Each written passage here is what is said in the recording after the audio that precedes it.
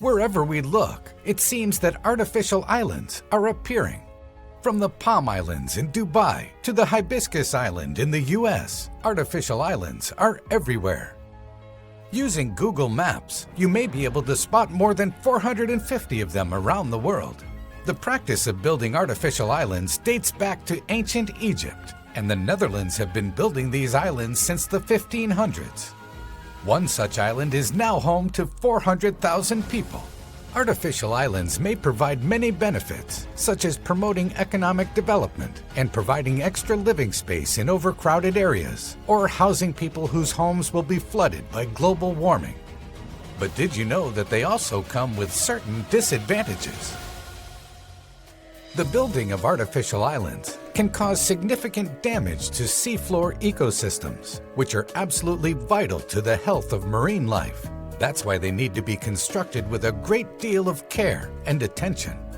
Artificial islands are built through a process known as land reclamation, which is the process of creating new land from oceans, seas, riverbeds, or lake beds.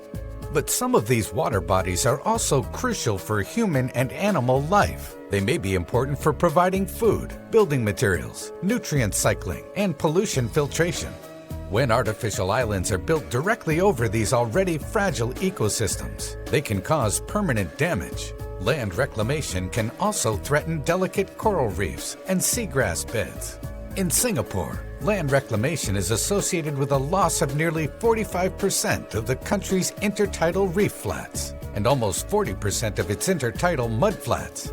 Since 1986, most coral reefs in Singapore have lost up to 65% of their live coral cover.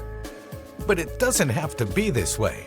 There are ways to build artificial islands and protect the ecosystems underneath and around them. It just requires proper planning. So what are some methods that could be used to reclaim land that don't decimate marine habitats? It turns out that a lot can be done to both minimize the negative impacts below the waterline and integrate underwater environments into the new island's lives.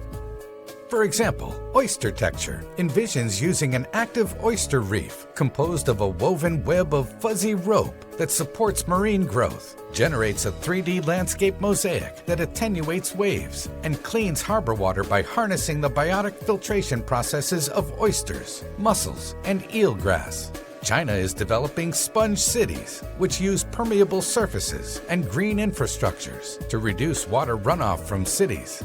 Similar techniques could be used to prevent runoff from artificial islands and prevent contamination of coastal areas. Future construction should also be carefully planned to ensure the preservation of important marine habitats. Instead of fragmented seascapes, developers could create corridors for climate migrants or for species most at risk from habitat loss. All this requires some considerate spatial planning and intelligent designs. So what is standing in our way? Why aren't we building artificial islands that protect marine life instead of destroying it?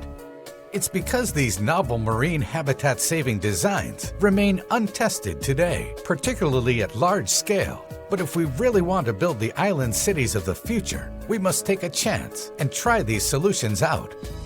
These design strategies and careful spatial planning methods that integrate seascapes and landscapes are the key to creating artificial islands where marine habitats grow and thrive and give back to the communities that support them. Now, wouldn't that be a dream come true?